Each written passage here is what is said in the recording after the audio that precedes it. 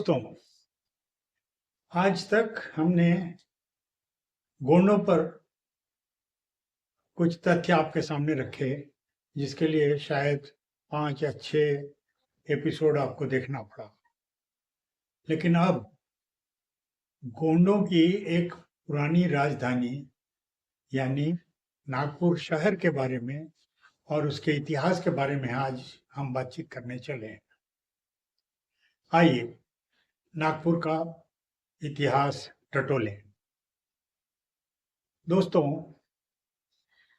मेरे साथ आप लोगों के जुड़े रहने की एक ही शर्त है कि आप मेरे वीडियोस को लाइक करते रहें, उन्हें दोस्तों के बीच में प्रसारित करते रहें और सब्सक्रिप्शन देते रहें।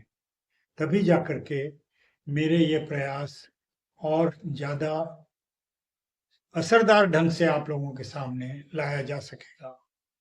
खैर, हम अपने विषय पर लौटते हैं। नागपुर का इतिहास। नागपुर शहर की स्थापना करीब 350 साल पहले एक गोंड राजा द्वारा ही की गई थी, जिसका नाम बख्त बुलंद शाह था। बख्त बुलंद शाह दरअसल छिंदवाड़ा जिले के रहने वाले थे और वहां से अपने राज्य का विस्तार करते हुए उन्होंने जब पवनार में स्थित औरंगजेब की छावनी पर हमला करके उसे पराजित कर दिया, तब औरंगजेब को बाध्य होकर इस राजा मतलब बख्त बुलंद शाह का उस समय जो भी नाम रहा होगा, उससे संधि करने की बात सोचनी पड़ी। बख्त बुलंद शाह ने संधि की बात को संदेशा भेज करके औरंगजेब से दोस्ती का हाथ बढ़ाया और कहा कि मुझे राजा का दर्जा दे दो, तो मैं आपके राज्य के मतलब साम्राज्य के अंतर्गत आने को तैयार हूँ। इसी विषय पर दोनों में संधि हुई और गोंड राजा ने धर्म बदलने का निर्णय लिया। लेकिन जैसा कि पहले भी मैं बता चुका हूँ, उन्होंने भी अपनी तरफ से एक शर्त जोड़ दिया था कि हम रोटी के मुसलमान होंगे, बेटी के नहीं। मतलब गोंड औरतों का विवाह बाहरी मुसलमानों से नहीं हो पाएगा, इस शर्त पर उन्होंने इस्लाम स्वीकार किया था। जो भी हो, यह हो गया शहर की स्थापना का इतिहास। उसने नागपुर को राजधानी बना करके 3-4 गांवों को साथ में ला करके जोड़ करके इस गांव की स्थापना की, इस शहर की स्थापना की और इस तरह से नागपुर का जन्म हुआ। गोंड राजा ने मतलब बख्त बुलंद शाह ने बड़े बड़े तालाब बनवाए और काफी इमारतें बनवाई, जिनमें से कुछ अब भग्नावशेष के रूप में बचे हैं, लेकिन तालाबों का अस्तित्व आज भी किसी न किसी रूप में जारी है। फुटाला तालाब और इसके पहले अंबाझरी तालाब और शुक्रवारी तालाब, जिसे जुम्मा तालाब का नाम उन्होंने दिया था, ये तीनों बड़े तालाब शहर की शोभा बढ़ा रहे हैं। तो दोस्तों, अब आते हैं अंग्रेजों के समय पर। दरअसल बख्त बुलंद शाह की मृत्यु के बाद उसकी पत्नी से उसके देवर की अनबन हो गई और देवर जब सत्ता हथियाने के लालच दिखा रहा था, तो बख्त बुलंद शाह की पत्नी, जो कि एक छोटे से बच्चे की माँ थी, उसने अपने बचाव के लिए एक मराठा सरदार जो पवनी नामक जगह पर अपनी सेना लेकर के, अपनी फौज लेकर के मतलब उनकी छावनी लगा करके रह रहे थे और उनका नाम रघुजी राव भोसले था, उनकी मदद मांगी। रघुजी राव इस मौके पर राजी हो गए, लेकिन उन्होंने भी शर्त रखी कि हमें इसके बदले में कुछ राज्य करने के लिए मतलब लोगों से लगान वसूलने का अधिकार भी मिले। रानी ने सहर्ष इस बात को स्वीकार कर लिया और इस तरह से नागपुर शहर पर बाद में रघुजी राव भोसले का आधिपत्य हो गया। दोस्तों, इसके बाद नागपुर शहर पर करीब 125 साल से 150 साल तक ये भोसले साम्राज्य का, भोसले राज्य का शासन रहा। उनके शासनकाल में हम देखते हैं कि उन्होंने काफी दूर तक, बंगाल की सीमा तक अपनी सत्ता बढ़ा ली और बिहार का कुछ अंश, बंगाल के सीमा तक सारा इलाका उनके कब्जे में आ गया। यह अंग्रेजों के बंगाल में राज्य करते समय, मतलब 1757 के बाद भी जारी रहा। खैर दोस्तों, अब हम देखते हैं कि इनका पतन कैसे हुआ। रघुजीराव भोसले के बाद जो दूसरे रघुजीराव का जब राज्य था, जो वो शासन कर रहे थे, सत्ता संभाल रहे थे, उसी समय अंग्रेजों को नागपुर पर कब्जा करने की सूझी। अंग्रेजों का एक शिविर, एक कैंप नागपुर से करीब 200 किलोमीटर दूर अचलपुर या एलिचपुर नामक स्थान में, उस समय उसे एलिचपुर कहा जाता था, अभी अचलपुर कहते हैं, जो कि अमरावती जिला परतवाड़ा तहसील में आता है। और शहर परतवाड़ा शहर से बिल्कुल लगा हुआ, मतलब जुड़वा शहर जैसा है। असली में एलिचपुर या अचलपुर एक सैनिक छावनी हुआ करती थी और उसके आसपास अंग्रेजों ने अपनी सत्ता कायम की थी। उन्हें जब यह पता चला कि नागपुर में कुछ गड़बड़ी है और नागपुर में अस्थिरता है, तो इसी मौके का फायदा उठा करके उन्होंने हमला बोला और नागपुर एक ही लड़ाई में हारने की स्थिति में पहुंच गया और इस तरह से भोसला राज्य का, भोसला शासन का अंत हुआ। अब इसकी गहराई में जाकर हम थोड़ी छानबीन करेंगे। हम देखते हैं कि भोसला शासन का अंत जो हुआ वो आंतरिक कलह की वजह से भी हुआ और अंग्रेजों का हमला एक आखिरी चोट के रूप में, मतलब जैसे मुर्दे पे गड़ासे के घाव जैसी स्थिति में हुआ। ये कैसे? दरअसल रघुजीराव द्वितीय की 2 पत्नियां थीं, 2 पटना रानियां थीं, जिनमें से एक का नाम बाकाबाई था। वो काफी सुंदर थी ऐसा कहा जाता है और उससे वो मोहित होकर के सारी चीजें उनको बताया करते थे, राज्य के विषय में उनसे चर्चा करते थे और वो भी राजनीति में काफी दिलचस्पी लेती थी। कुछ दिनों बाद जब रघुजी राव की नजर से इस महिला का, मतलब प्रभाव कम होने लगा, तो उस महिला ने, मतलब बाकाबाई ने अपनी फौज को, मतलब उनके हर एक राज्य के प्रत्येक प्रमुख व्यक्ति के पीछे उनकी अपनी फौज हुआ करती थी। उस समय की मतलब जो भी संरचना थी राज्य की, उस संरचना के आधार पर हम देख सकते हैं कि राजा का, सेनापति का, रानी का, राजकुमार अगर है, युवराज है तो उसका, इस तरह से सभी के नाम से अलग अलग फौज हुआ करते थे और इन सब सेनाओं को मिलाकर के राजा उनका अधिपति होता था। बाकाबाई की भी अपनी फौज थी और उसमें अधिकतर किरात या किराड़, यहाँ महाराष्ट्र में या विदर्भ में उनको किराड़ कहा जाने लगा था, लेकिन ये उत्तराखंड के किराट समाज ही थे। वहीं के एक आदिवासी जमात है जो काफी वीर माने जाते थे, लड़ाकू समाज माना जाता था और इसलिए इनको सामरिक समाज या सामरिक जाति के रूप में अंग्रेजों ने भी मान्यता दी थी। तो ऐसे एक लड़ाकू जाति से लोगों को अपने खास बॉडीगार्ड बनाने के लिए की एक परंपरा उस समय के राजाओं में देखी जा सकती है। पूना में भी आपको किरात मिलेंगे। पूना के जो पेशवा थे उनकी भी, मतलब अंगरक्षक जो होते थे वो किरात हुआ करते थे। उसी तरह से बाकाबाई की फौज जो थी पूरी तरह से किरातों की बनी हुई थी। हुआ ये कि बाकाबाई ने अंग्रेजों को एक चिट्ठी लिख भेजी और वो चिट्ठी पहुंचा दी गई हेलीजपुर में, जिसमें यह कहा गया कि देखिए अगर आप नागपुर पे आक्रमण करते हैं तो मेरी फौज युद्ध नहीं करेगी।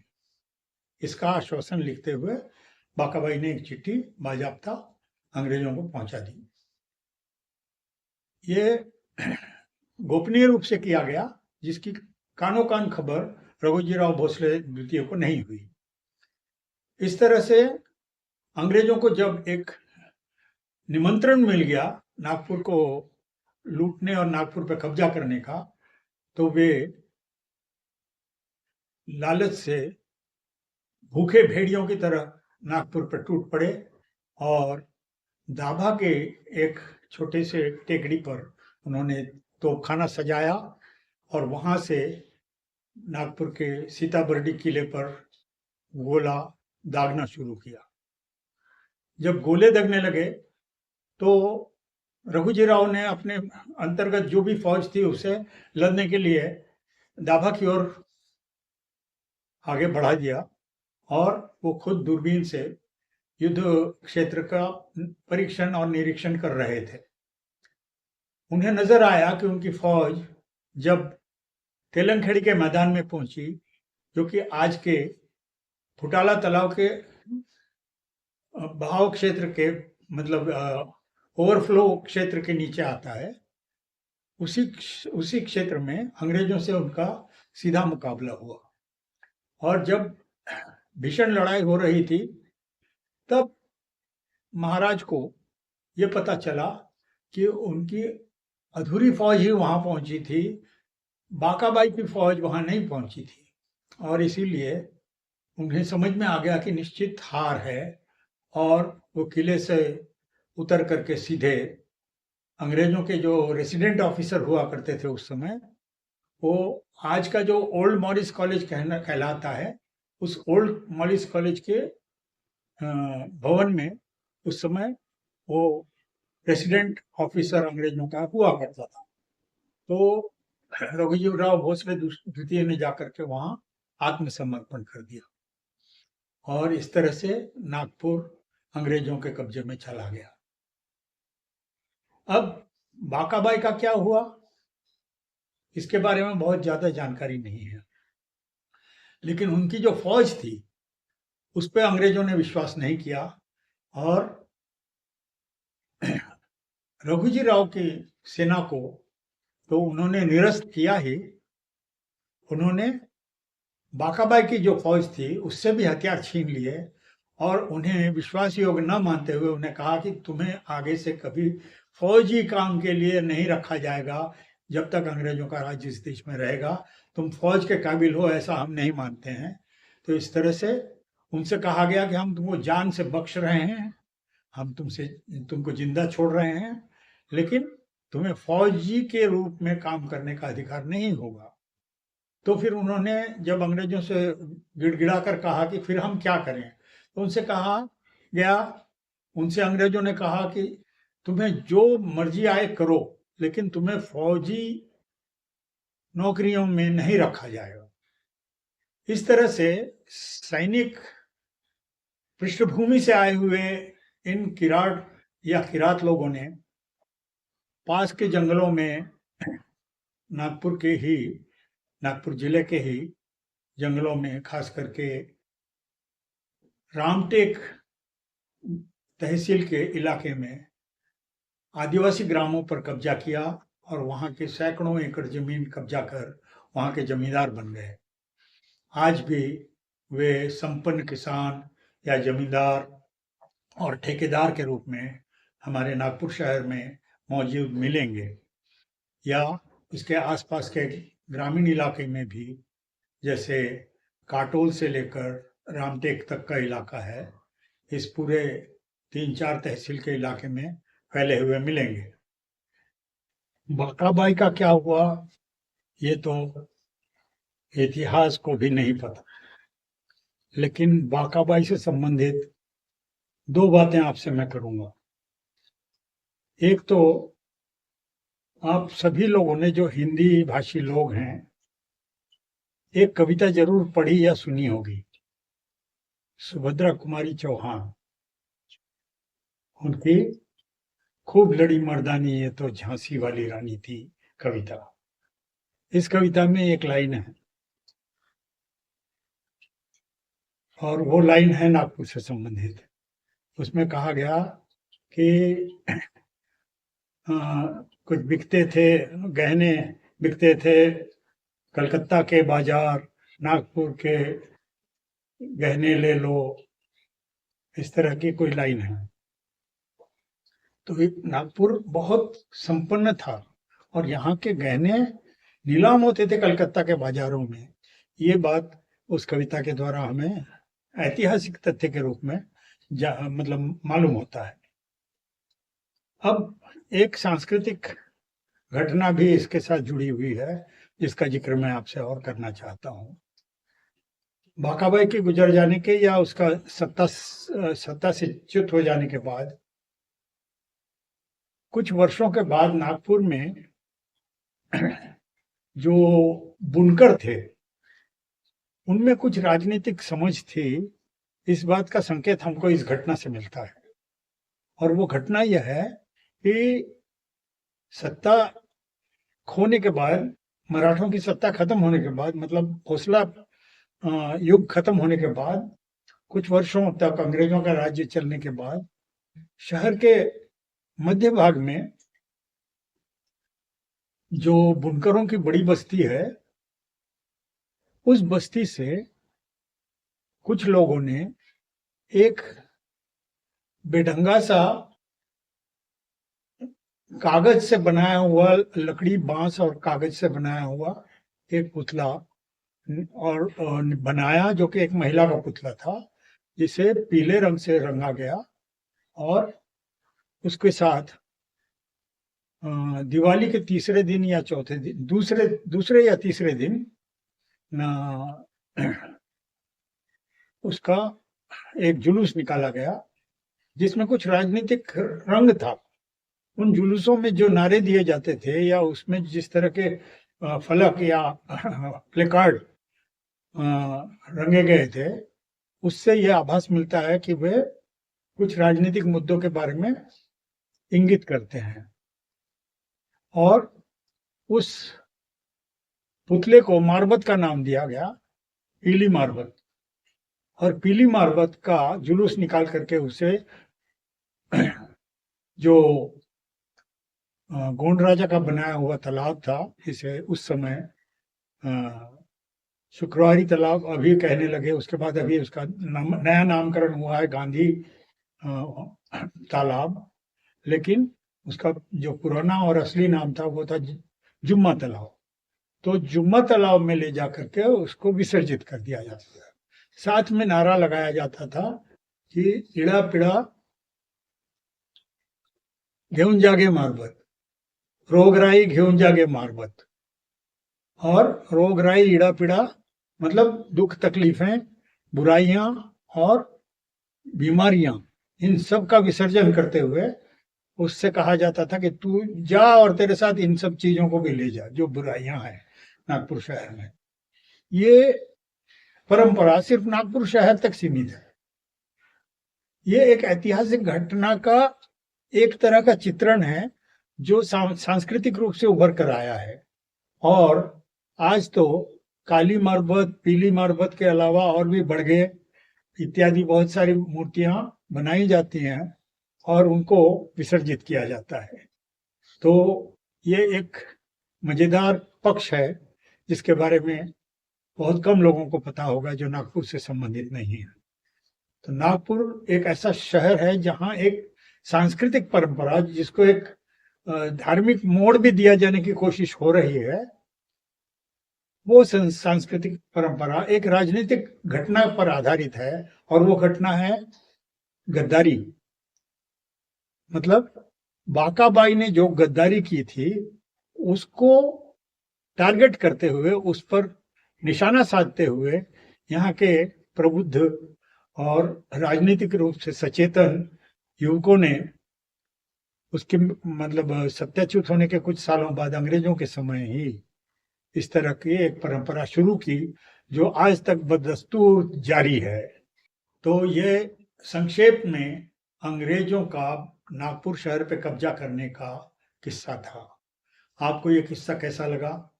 मेरे साथ बने रहिए और इस किस्से के बाद आगे के किस्सों का इंतजार कीजिए। धन्यवाद।